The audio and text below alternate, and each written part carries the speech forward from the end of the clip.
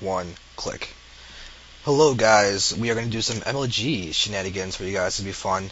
Right now we're watching sixjaxDDE against MouzMorroW, so this should be a pretty cool game on MLG Tal'Darim Altar as part of the winners round 3. I'm Xander, why don't you say hello? And I'm Rakura from Gosuku, so I figured we hadn't casted today. I was kind of feeling down, so I was glad that Xander decided that it was a good idea. Yes, without a doubt. I've been streaming now for, let's see, a solid 6 hours. I am delirious. I called an infester a fungal growther earlier, completely by accident, so I might say some stupid things just as a warning. It's alright. We'll just consider you being drunk. It'll catch us fun. That's what you want to believe. By all means, go for it. For now, we're just going to go ahead and watch these two amazing players play. DDE is actually somebody I know. He's really nice, really knowledgeable, and he's a pretty beastly player, to say the least. Yeah, I used to play for NRG, and I actually was not aware that he'd been assigned to sixjax, so, I mean, definitely a step up. I know NRG's kind of starting to fade out, or at least it feels like it anyways. They haven't really been stepping up to the plate as of late, so it should be a good match. DD usually plays a very strong Terran. Morrow plays a very strong Zerg when he needs to, so this is going to be intense. As far as I know, Morrow's best matchup is ZVT. I've seen some crazy games out of him. He's got one of the best creep spreads I've ever seen. And I'm actually glad to see him going for Hatchet first, because for a long time, he would always go for the Speedling opener. Well, you know, for a while there, though, with all the 2 racks pressure that's happening, Speedling opening wasn't a bad idea. You know, even now, I mean, when I coach people, I usually tell them to go more of just a spawning pool first, get hatchery second type thing, just in case. Because at least at that point you have a way to cover yourself. So, but it does look like we're going to see a fairly late spawning pool, going for it 17 pool. So a little bit behind, not too bad, but you know, Tal'Darim Altar is going to be playing a little bit more of a factor just because of the rush distance. So he should be a little bit safer than say on let's say Metalopolis or something like that, where you have a little bit closer rush distance. Yeah, which is actually another good MLG map. Looking at what these guys are doing, actually, I was supposed to say that Morrow's part of mousesports, so crazy team, just picked up Thorzane. They've had a great showing in the TSL 3, so just big props to mousesports for what they've been able to accomplish lately. And Thorzane had a great showing at MLG. I mean, all the Koreans were watching him. You know, it was the only time Raven actually went there. It was the only time that he actually turned around in the crowd and saw all the Koreans sitting there watching. They were really studying him hard. They actually had a hard time kind of figuring him out too. So definitely props to him for making it as far as he did. Yeah, and now what Koreans he beat MC, he beat Fruit Dealer. Who are the other guys that he beat? Empire Cass. He pretty much, as I recall, not to spoil too much, he got fairly far. He was one of the last ones to go, to be honest, in terms of the quote-unquote foreigners. And I can't remember who actually eliminated him, but it wasn't a Korean. It was, I think it may have, I don't know, it may have been Hydra or something like that, but it was definitely a quote-unquote foreigner that defeated him. It was not a Korean. Yeah. But looking like we're seeing a 2 racks opening, 3 racks, 4 racks. Wow, oh my goodness, we're gonna see we saw a 1 racks fast expand, 3 racks is being thrown down behind it. No gas, actually 1 gas geyser for DDE, so going mass Marines to start us off here. This is not looking too good for Morrow, as 3 Marines and an SCV are approaching up. Lings are out though. That's gonna help. You can see him trying to micro through it. Yeah. Trying to snag that queen, can't quite do it. Overlord's taking out. And I was actually talking about the TSL, not MLG, just so you know. Yeah, I know. That's why I stated clearly MLG. Okay, cool. Yeah, I'm partially out of it. Also, my replay like slightly hiccuping, so just curious, what's your time? I'm at 8 minutes and 5 seconds. 8 minutes and 5 seconds? I'm sorry, 6 minutes and 9 seconds. 10 seconds, 11 seconds. Alright, so just like pause for 3 seconds, it'll be even. Because right now I'm at 6, 14, 15, 16, 17. So just check on that. We're on the same pod. Yeah, I know. Cool. Yeah, this is the problem with StarCraft 2. You have to, with replay cast, you have to freaking sync the crap out of it. But it's all good, because codecasters make everything better. Mm-hmm. So speed almost about halfway done. 11 drones being queued up. for MLG. So gonna get his economy back online here real quick, and a wall off happening for DDE with all barracks. So Yeah. And also Lair is on the way. Right now I do want to note that MouzMorroW, even though he looked pretty bad with that earlier on damage that he'd taken, right now he's covering very, very nicely, 12 more drones than SCVs, and is continuing to increase that gap. Not to mention the fact that his tech is looking to be just fine, and Stim is not even halfway done yet for DDE at the moment.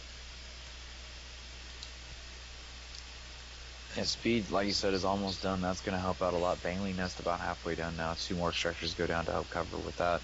DDE, I'm really wanting to know what he's thinking. I mean, this is almost like a 7 racks rush, but you know, we haven't seen him go straight for it by any means. He only has the 1 gas geyser. I mean, you're only going to be able to cover so much in terms of tech with that many racks on the board. So mainly going to be Marines coming out of here, but Bangley's going to be a very, very nice counter to DDE's build right now. And now I'm just remembering to go busy, so I'm going to go ahead and do that. And hope that my computer stops overheating, because that seems to be what's happening right now. Oh well. Yeah, centrifugal hooks actually being started. The research countdown timer. 4 creep tumors have been laid out, so we're going to get that hyper substantial creep going. Oh yeah, and now creep tumors do increase the spread of the creep by how many creep tumors are actually there. I think the optimal number is like 3, where they can pop and get a new creep tumor directly when the full things happen. Right now, there's a lot of Marines like going across the creep. They just killed off Queen, and they're going to try and put some damage, but there is Banelings and their spine crawlers up, and this should be enough to push DDE back. Yeah, all the creep tumors actually just got taken out. Yeah. Scan, obviously, so a lot of wasted energy on those, because those were fresh. It would have been a little bit better if they'd been, you know, the transferred ones and whatnot, but wow. Yeah, that's actually a really smart move by DDE to cut the creep down this early on, because MouzMorroW is notorious for a lot of creep. Yeah, Zergling's trying to get a little bit of flank going. Oh, no, they're going to go straight for the base, going to try to get in. Obviously, there's only that 1 depot that's really saving them. And there's the Banglings morphing in. Got 11 of them coming into play now. So here we go. Spire on the way for MouzMorroW. And what is DDE going to do here? He is lining up his Marines. It looks like he's going for a flank attack as well. Going through this up and over part where technically the 3rd is. And we'll see MouzMorroW get down at the bottom of the ramp. But he's going to go for it potentially. No, he's going to head home.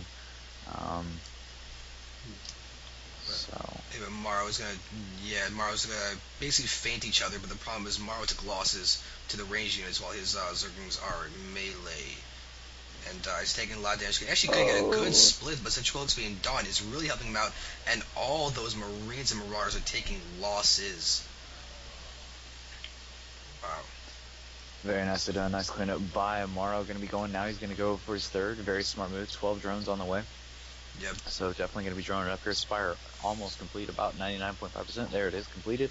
Level 1 air attack, wasting no time in researching that. More Marauders and Marines on the way. Another tech lab being added to the mix. But here's the problem. There's actually an Overlord moving in on the northwest side of DDE's base. So going to get a really nice scout here. Could do a number of things with this information. And definitely going to see this. There are 2 factories on the way with tech labs. And we'll either see Thors or siege tanks. There's missile turrets going up as well. MouzMorroW going to lose this Overlord, but getting a lot of nice information. Yeah, we can see that MouzMorrow's vision does show that you literally saw every single production facility that has been had by DDE, which is great. He knows exactly the capabilities of what can happen. He's got a lot of games, he's played a lot of games, should have a pretty good idea of what he needs to do. And his 3rd going down is going to allow him to have a pretty strong economy in response to what DDE has. Yeah, upgrades just now starting for infantry units, and DDE almost lit him into this base. And a little bit of a backtrack right now. Obviously, centrifugal hooks not really going to do too much off the creep. I'm going to try to line this up and get these Marauders and Marines down. They have used Stim at least once. That's going to help with this damage output. But here we go, trying to get that surround, trying to stop these Marines. Can't quite get it. MouzMorrow's going to have to back off and try again. But just trying to catch DDE out of place. Can't quite do it. DDE's reacting very nicely. And another stim happening for DDE. That is not good. So really, MouzMorroW is just burning him down without even showing up. Um, Unfortunately, there's not a lot of losses on DDE's side. MouzMorroW is definitely losing forces, but obviously just being wings, they can rebuild so quickly. Yeah, but still, the creep spread is really starting to get out there. MouzMorroW is definitely recovering that quite well.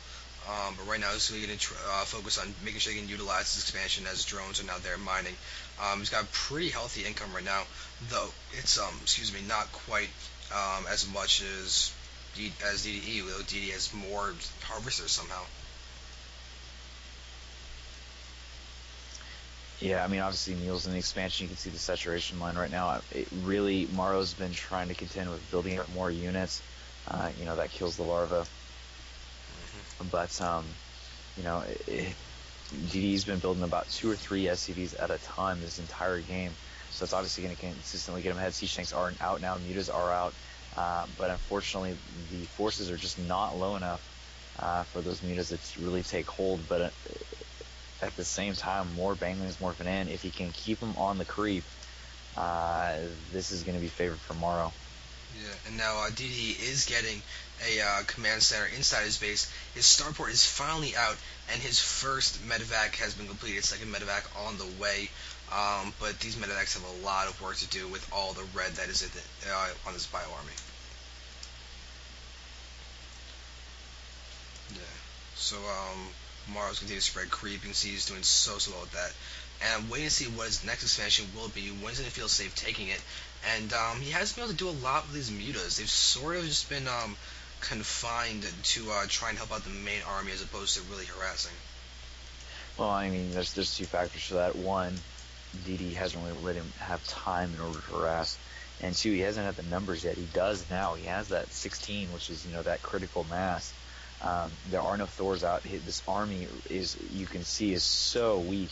If you checked health bars right now, pretty much 3/4 of the army, he does have medevacs out, but they're drained because that's how low the army was. Most are in the orange or in the red. Here's another stem. He cannot afford to do this. Bangling's coming in, trying to get this round. Gonna roll right through, and I'll let you catch up. Yeah, because I'm slightly behind, but I'm watching the huge battle and all this explosions happening. These guys are really, wow, MouzMorroW actually just cleaned up. That was impressive. Perfect army engagement from him, and I am at 17-17 right now, as looks like MouzMorrow's going to continue pushing the pressure, the third, as I basically have I can't speak.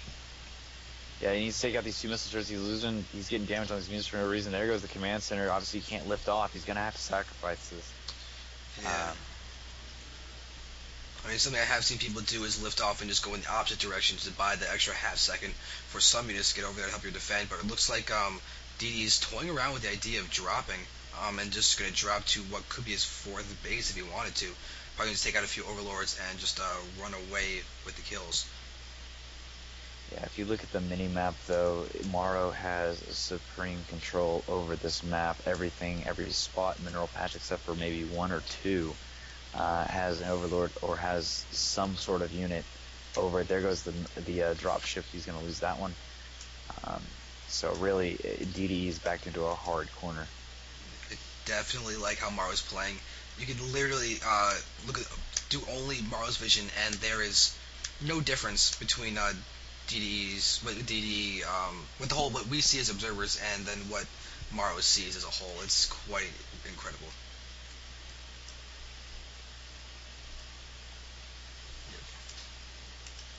So MouzMorrow does have a base up the bottom in the top middle now, so he's definitely looking to be quite solid. He's got the 1/1 upgrades for his ground units, and he does have the mutas +1 finished, and still actually just +2 just started right now. So I was saying that, so that's kind of cool. But yeah, it's not going to matter, though. Lots of missile turrets coming in, but look at the oversaturation of SCVs on DDE's natural. Yeah. That's just ridiculous. This is just looking at that. This is the only mineral patch that he has left. Yeah, trying to snipe these these supply depots, doing an awesome job of that. Obviously, Marines having to stem in. He's losing a few mutas here and there, but the amount of ground he's gaining right now with the micro, nice job with that as well. It's just unbelievable. Mm-hmm. And now it's going that extra supply one just died, so that is a huge blow to DDE. Although he's got extra supply because he can't do anything to get more units out, so he is definitely definitely looking to be in a very, very rough position, though his command center just went down to that third base, probably going to planetary fortress soon. Yeah, he's actually going for an orbital command. You know, actually, that's better than a planetary fortress. Planetary fortress is a defensible position, but he needs economy. He's so far behind, he can't play defensively. He has to try and do some kind of damage, as Morrow is about to sack a lot of drones, which is just getting a ton of spine cars out in the middle of the map. That is another move I definitely like. Instead of just sending his drones off to die, you might as well use them for something good.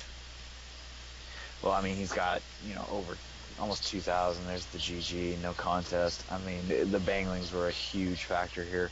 And the fact that DDE kind of committed to Bioball Yep. does not help.